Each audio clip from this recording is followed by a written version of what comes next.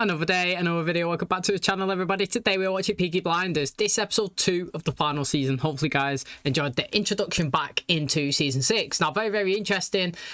Tommy is trying to cut a deal with Michael. Yes, we have advanced 4 years since, obviously, Polly has sadly died, you know, in the attack from, obviously, Mosley. Well, it actually wasn't Mosley, was it? It was the IRA. They was the ones that interrupted Tommy's organised attack of killing Oswald, and they obviously expressed that they needed him alive for their future plans, and they obviously made a statement by killing the sniper, killing you know, Paula, and also killing Abraham. So that's absolutely savage. And you know, 4 years into the future, Tommy is working on his own. Michael's working in Boston. Michael, at Polly's funeral, did make a promise to her that he was going to revenge her and do whatever it takes and tell as many lies as he needs to tell to take Tommy down. So that's exciting. I obviously want Tommy to win this, but I also want him to be, you know, right on the edge. Like, is he going to die? Is he going to live? Is he going to die? Is he going to live? That's what I want. I don't want dominance. I want literal good beefing all of the way. But what I thought was really interesting is he come in, they seemed to be amicable, they was talking, Tommy gave him the business opportunity, he passed it over to an associate. Then this guy kind of like led the meeting. He was the one that was kind of being intimidating to Tommy, trying to dictate the rules. Then Tommy mentioned somebody called Uncle Jack. This is Gina's uncle, pretty much. And he seems to be the big man in Boston. He is running it. He is the person that is the head of the empire. Now, what's really interesting is it's not just like Tommy. He's literally cutting deals with the president. He is that powerful. This is because that the whiskey import licenses or whatever they were saying is becoming legal. And obviously Tommy's dealing in opium, which is illegal. So this guy's obviously making waves in higher places, and Tommy's obviously trying to get in there and cut a deal, which Gina said that he's full on rejected. Tommy's turned around and said, look, mate, you can reject it, but if you do, I'm just going to go to the east side of Boston, where the Jewish run it, where the Solomon family are the head of the table, and I've already got good connections with them. We've got connections in Birmingham. I can have connections in Boston, and we will be selling this. And you know what? The amount of opium that I can supply from China here into the USA will turn the tides on who rules this area. So I thought it was really interesting, very exciting. And Tommy has obviously you know, he's found out that his daughter is in a bad way and he's going to return back from home, but luckily for him, Uncle Jack is actually on his way on a ship to England with obviously his wife, his mistress, the president's son, Gina, and obviously himself. So then 5 people on the ship while Michael is still rotting in jail after Tommy set him up for a bust. So very exciting. Can't wait to see what we have in store for us today's episode. If you do enjoy it, please smash a like, really helps out. Subscribe if you're new, and as always, let's jump into today's episode.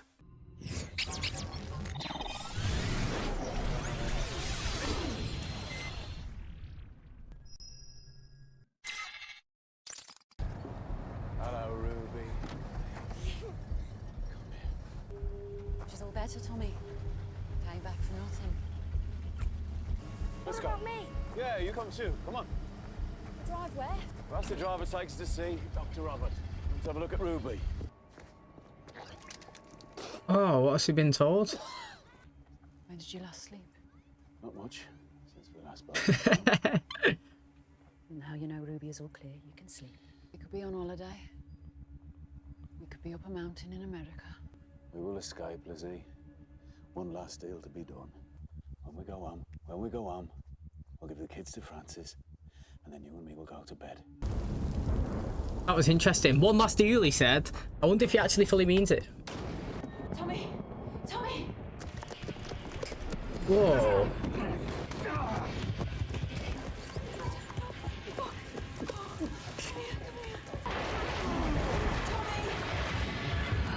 Oh, that was pretty sick. Did you have a seizure? That was sick, that little flashback as well, though. You need to see a doctor. I've work to do.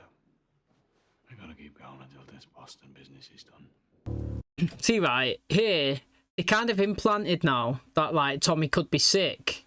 And, like, I wouldn't say it's an easy way to kill him off, but, like, I would rather, if Tommy was to die, I would rather him die in a battle. Like, do you know what I mean? Like, I like the great businessmen and the great, I don't know, drug lords and fighters and warriors to go out actually doing the thing that got them into that position in the first place. I don't want somebody to be taken out by, you know, like Solomon. He had cancer, didn't he? And he thought that it was at a stage where he wasn't survive, and Tommy shot him, and somehow he's still alive, innit? Like, luckily. But what I'm saying is, like, I would much prefer Tommy to die in the way that I forgot his name now. His brother died. You know, when they come and they shot him, the Italians, and they killed him. Do you know what I mean? Like that, he went out proper there. He started it, and then he got what was coming to him. But that was a proper fight, and that is a true warrior's way out. He died doing how they got big. You know what I mean? And that's kind of what I want Tommy to do if he is to pass away. Your Labour representative for South Birmingham, Mr. Thomas Shelby,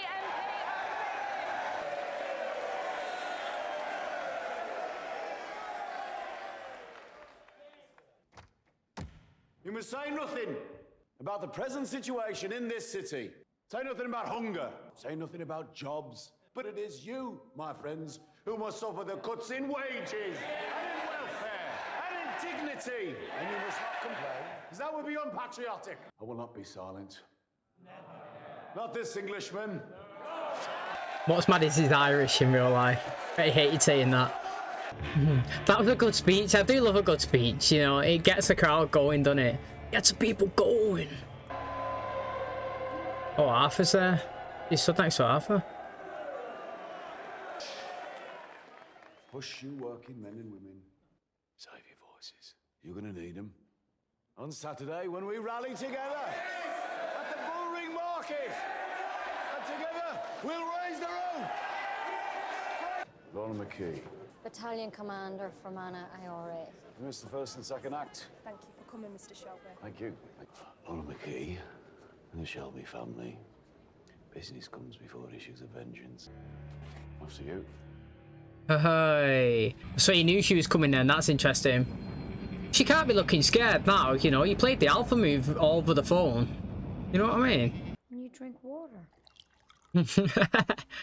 Yet I heard from many reliable sources that you have a reputation for moral turpitude. What happened in Boston? These are letters written to and by Jack Nelson over the last 3 months. To and by. How's he acquired these? This is a private letter from the President of the United States. Jack Nelson expresses strong support for fascism. To a friend in Berlin, he says some interesting things about Jews. You have friends in Dublin, Lorna McKee, who are actively fighting for a fascist Ireland. When Jack Nelson comes to London, I can give him access to Oswald Mosley and to fascist sympathisers. Fascism is quite the thing, and with your help, I can also offer him Dublin. All you have to do is sit with Jack Nelson and talk to him about a new golden age. Oh, mate, Tommy's really good, isn't there? Look at that plan. I mean, it's a ballsy one. You gonna help me change the world? Mr. Shelby, this meeting is not what I expected. Never is. Got a yes or a no? My answer's yes. Obviously, it's a yes, mate. The answer's always yes. This is where she's intrigued, because obviously she killed Polly in it, and she was expecting maybe a hostile, you know, welcome. She didn't really know how it was going to go. She wanted a public, you know, meeting, and he's ended up doing it privately at the garrison. And then look at this, mate, that he's just offered there. He's saying that obviously Jack Nelson's come, and his whole purpose is to pretty much confirm that fascism is going ahead and it can happen, and he wants to double down on it, and he wants to report it back to the United States that they're going to win, and it's going to, you know, progress forward, and using her he can acquire Dublin as well. And by doing that, is they sit down in a face-to-face meeting and it goes well, and she gives him this big whole territory that he can obviously convert to his side. Then maybe they could create a business relation in terms of, I give you this. It's like, you scratch my back, I scratch yours. Do you know what I mean? You get this area, you'll import our liquor or whatever it is that they're doing now. They're doing the opium in it, and like trying to create a relation like that. Like she said, mate, this did not go, like this meeting did not go the way I thought it was. Like Eddie was saying, it never does, mate. Tommy is really good and really smart, and I hope, I personally hope that the Oswald Mosley storyline hasn't finished, because I want him dead, yeah? But I also like, well, I thought it was interesting last season, and like obviously we're going to finish the show, then let's obviously finish his life and just get it killed as well in a way. Do you know what I mean? So that's exciting, but also Arthur is unpredictable this season. Already we've seen it 2 episodes in. Guys on the drugs, the guys just like passing out all over the place. Any incidental rewards from my good work will be welcome, but you will get your fair share, sister. And by being among the fascists, by being among them, I can undermine them. We used to come here for Dad's beer, and we were so little it took 2 of us to carry 1 bucket. Look at us now, eh? Take a good look, Tom, because one of us isn't going to be here for long. You know, you used to stop sometimes and laugh. Walk into the garrison like a stranger and you sip fucking water. Was he someone Billy Kimber? Do you know what I mean? And he had a little fight in the street and he shot him in his head. And now look at him. He's dealing with like opium, presidents, you know what I mean? Political parties.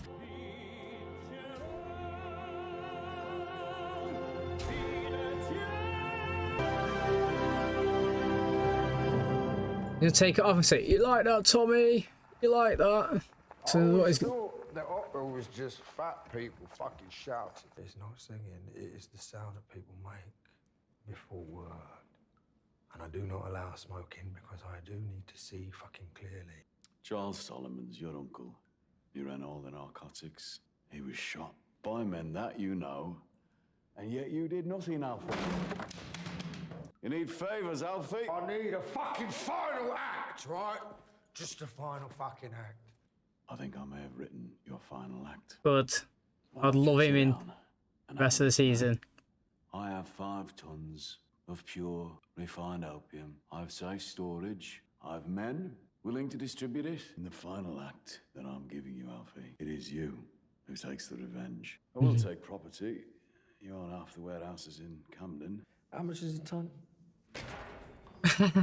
Did he say he's got 5 tons? When you go to London, stay away from the devil. I have no interest in a dead man. See what I mean, mate? They all think it's going to go downhill. I'm listening to them all. They all think it's going bad. Yeah, see what I mean? Jack to wait.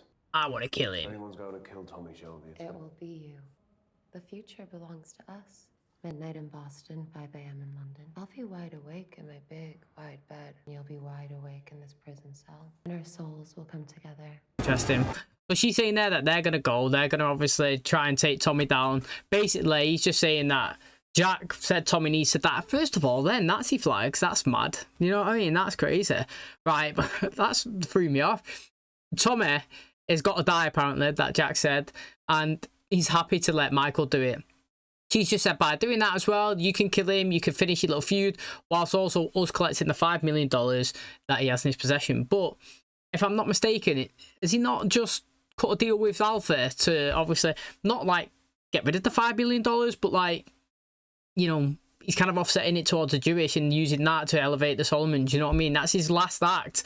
Like he was saying, Alpha, he needs one little final act, and this is what Tommy's just offered him. That's why he just said, how much is 1 ton? Or something like that again, just as he finished. Oh, it's Mosley. Is that his badge? Looks like the Flash. I'm happy that he's back in it as well. To launch the ship. He is a proper dickhead though. A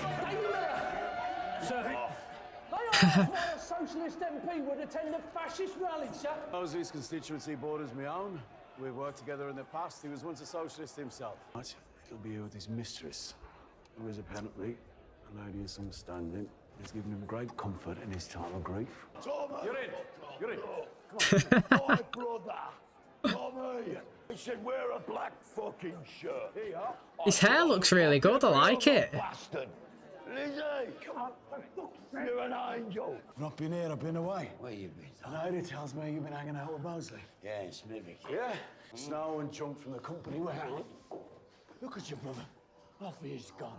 Off he is gone. I have to move between left and right, light and shade, and maintain the trust of both. And I cannot have my brother wearing a fucking black shirt. If anyone takes my picture in this, they'll find a fucking camera under my heel top.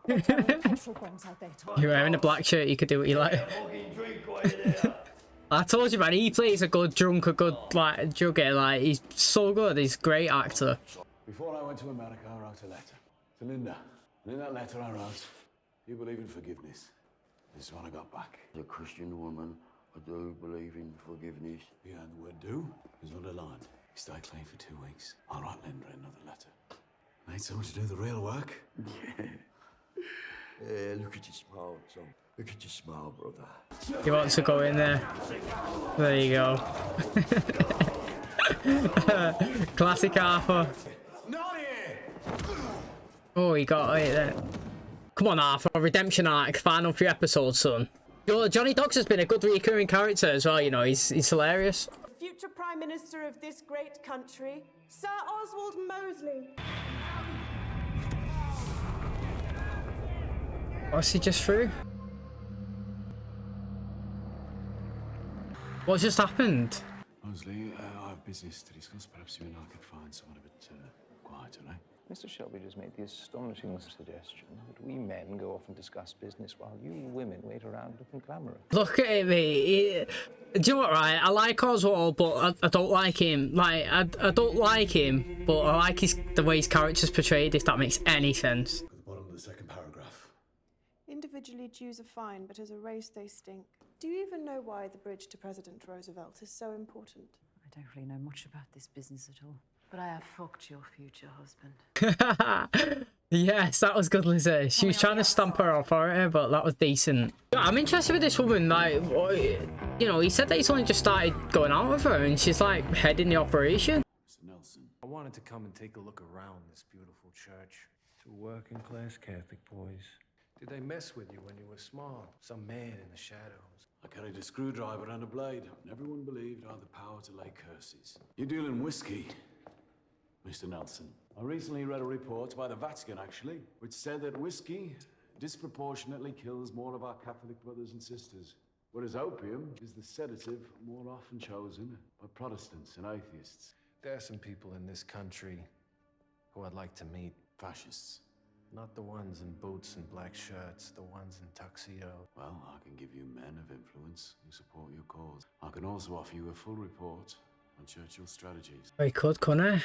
He actually could, if he's worked closer with him. All this in return for access to South Boston? Alternatively. And I could sell me opium to the Jews. You're a brave man, Mr. Shelby. Do we have a deal, Mr. Nelson? I'll think a great deal about what you've said. The thing is, though, he's already cut a deal with Solomon's, hasn't there, to already give him the warehouse and the opium. So, like, what's he going to give this guy? But do you know what, right? I totally forgot that Tommy had a good relationship with Winston Churchill, didn't he? Do you remember when he was stood in the office and he was speaking and he said, look, mate, you should come round to the house, you know, we should have some supper together. Do you know what I mean? I'm sure we could tell some great stories. And he did say that, you know, they both had a common enemy in sight, and it's Mosley. They both wanted to take him down at the time. I'm pretty sure that Tommy, if he could, he would choose to still take Mosley down if he had the opportunity. But Winston Churchill also gave him, in that little segment meeting that they had in his office, he did say, look, mate, I know the ends that you've been willing to go to in the past, and you know what, right, if you got to do what you got to do. That's pretty much what he said. He was kind of green lighting the death of Oswald, and obviously that's what Tommy tried to do last season. It didn't happen. But also listening to this proposal here, you know, he's just give Nelson you know, like pretty much an offer to let him into south of Boston. Is that what he said? I said south of Boston, and in return he would give him information on how Churchill is opposed to the rise of the fascism, because he'd been working closely, and also, you know what I mean, like give him high contacts and people within, you know, high stature in the UK government. So it's like, it's interesting. But like I said, if you listen to the conversation that he had with Alfie earlier on in the episode, it seems like he's already done a plan against that. Oh, she's doing the person with the green eyes again. Oh, no, just be possessed instead. Better. What are you doing? I can hear voices coming from up the chimney. Grey man. I intend to put before this House a bill which will offer radical reform in housing policy in this country, in which slums are cleared, new houses are built with new standards. The people have had enough. Let's open the She's there, look, listening. new lights.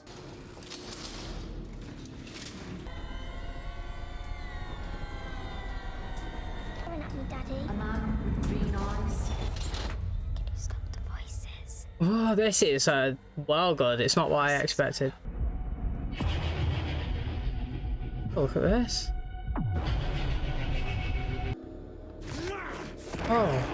Oh, no one's even there, you reckon? He's fighting his war fight? That's well good.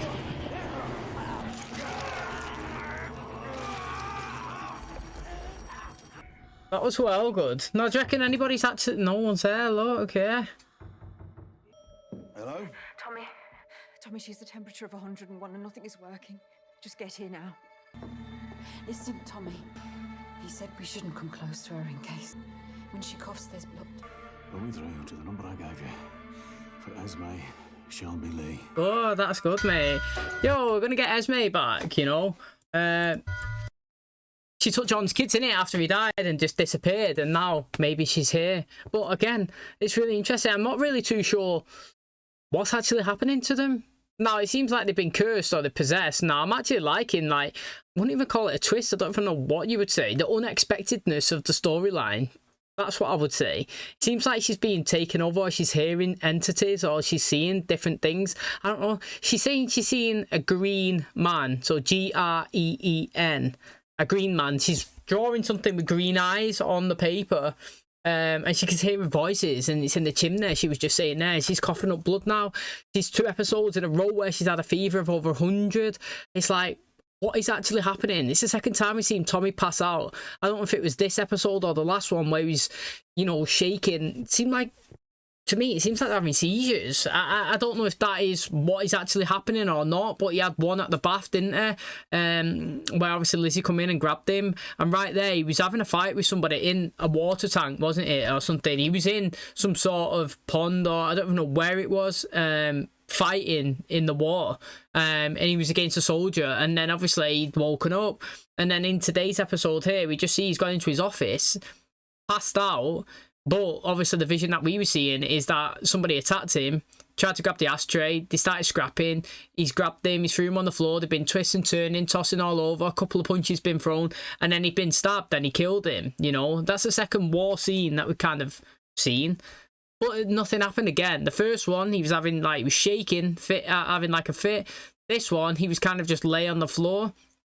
I don't know what is happening there. Like, would you call that PTSD? You know, usually I would say PTSD is where you're having like flashbacks, but then he is having flashbacks. But if it is PTSD, it's like different to how I've seen films kind of, you know, like express it before, which I'm interested with.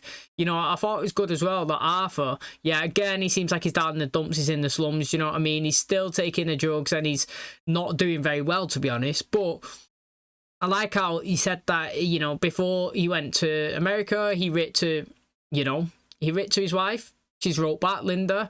She said there that, you know, like she underlined something. Basically, she was saying that, look, she believes, I do believe in redemption. Do you know what I mean? Capitals, underline, gives Arthur a bit of hope. Try and get on the straight and narrow. Do you know what I mean? Right now, he might be in turmoil. He's not seeing his kids, missing his wife. And like Tom was saying, look, mate, 2 weeks, clean. Sure that you can run the family business again, see you could be on the straight and narrow, and I'll write another letter to Linda because I know exactly where she is. So I like it. I like Tommy and Arthur together. Do you know what I mean? Like, them two have got a great relationship. You know, we've watched many series on the channel and we've got good bromances, and we love the Stefan and Damon, and we love the Elijah and Klaus, and now we've got the Tommy and Arthur. You know what I mean? Good, solid relationships. Always there, doing it for each other. Even when in certain situations that Arthur can let Tommy down and embarrass him, he's always there standing by him, and I really do like that. But this with his daughter, having some sort of, I wouldn't even say connection to Tommy, but like, you could hear in the background, that's something, it was something that Polly said. They feel like she's getting, I don't know, attacked or possessed or something, and it's kind of gonna do an extension onto Tommy maybe later on in the season. So really interesting, and obviously, like I said, I can't wait to find out more about what is actually happening. Okay, and that's going to wrap up episode 2 of the final season of Peaky Blinders. Hopefully you guys enjoyed it, and as always, if you didn't know, if you want to watch the full episodes, they are available free in the description below. Click on it, put a password in, and enjoy. So, what I really enjoyed in this episode is Alfie Solomons is back. Yes, we did have the Solomons name drops last episode when obviously Tommy was speaking to obviously Michael's wife, and he was saying, look, mate, you know, the Jewish, the west side, not the west side, the east side of Boston, we could cut a deal with them, we could do the imports through them, we can obviously advance their business, and we can shift the tides of who actually runs Boston. If your guy, you know, Jack, is not going to accept the deal, then we'll just go to the Solomons. I've already got good connections. And then boom, today's episode we see Alpha in the flesh. Now Tommy's saying obviously after his death, supposedly. He's been locked away, he's been in the shadows, he's been pretty quiet listening to opera. Now, he's saying that he's looking for one final hurrah, pretty much. And Tommy was saying, I've actually got a proposal that I'm willing to give to you. Now, obviously, he sat down and expressed it. And to me, it sounded like he was willing to give him the warehouses of, obviously, the pure opium that he's got in return for, obviously, taking warehouses off Alpha so he can actually build, like, land and he can knock the stuff down, you know, and put houses for, obviously, the people in Birmingham and the people in need. Now, obviously, as well, it's going to help Alpha in his one final hurrah, so to speak, in obviously getting revenge and obviously coming out on top. Now, the interesting thing is we actually seen a meeting with Tommy and Jack later on in the episode where Tommy was saying that, you know, he will give him the opium, pretty much. No, sorry, not give him the opium. He will give him information so that Tommy can take the opium to, obviously, Boston himself. So, like, from one side, we see him kind of cutting a deal with Alpha, letting him have it. And then on the second side, he's cutting a deal with Jack, saying that Tommy's going to do the import. And obviously, Tommy will feed him information on what he needs because, obviously, Winston Churchill, he doesn't think the fascism is against it, pretty much. And, you know, this Jack believes that fascism's, you know, inevitable. It's going to happen. And he said that me and Winston Churchill, we've got a close relationship. We've been, you know, friends for quite some time. And I can give you contacts, I can give you information, I can give you strategies and plans that he's got in place to kind of prevent stuff from happening. I can also put you into connections with higher people within the government. And I can also pass you over to people like who we've seen him talking to earlier on in the episode, the IRA, where they could take Dublin, they can get that, pin it down, take that location, and obviously, you know, expand the vast amount of people that obviously is going to be supporting this cause. Now, I thought that was really interesting because, like I said, from two different business opportunities that Tommy was sitting down and kind of like negotiating, there was both two different outcomes of pretty much what was happening with the opium. Now, obviously, Jack didn't really accept it straight away, but he said that he's giving him a lot to consider before walking away. And I've got to say, I thought Jack was going to be older as well. I thought he was going to be like some big, scary guy with a tash, you know, massive, like, big massive one, not Bruce Almighty style. I don't even know, mate. So again, that was really interesting. I didn't expect him to be as young as he is. So I'm excited to see obviously what happens there. And again, I'm really, really happy that Oswald Mosley, he's still in the show. And obviously we didn't forget about him from last season. He's here. He's got a new girlfriend. You know, Tommy did express to to Lizzie that his wife died like 7 months ago and now he's with his mistress. And she introduced herself as like his first and last mistress, kind of, pretty much.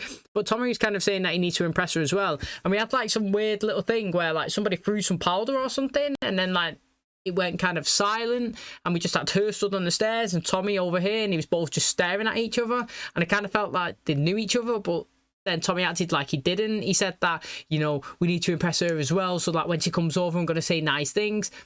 Kind of thought that he was just BSing that, as in they already knew each other and he was just, that was just like a cover-up like we was saying to Lizzie. But I don't know, I might have misread that whole situation because then he went into the back and he was talking business and he gave him a letter from Churchill, from the president and stuff that they've been writing. And then Lizzie ended up standing up because the other girl was kind of like, I don't know, intimidating, trying to undermine her, and Lizzie stood up and said, mate, regardless of information that you know, I fucked your husband, and then she walked out. So I thought it was decent as well. I thought it was pretty funny.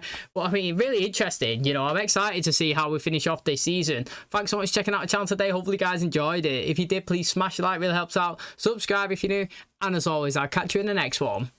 Cheers, guys.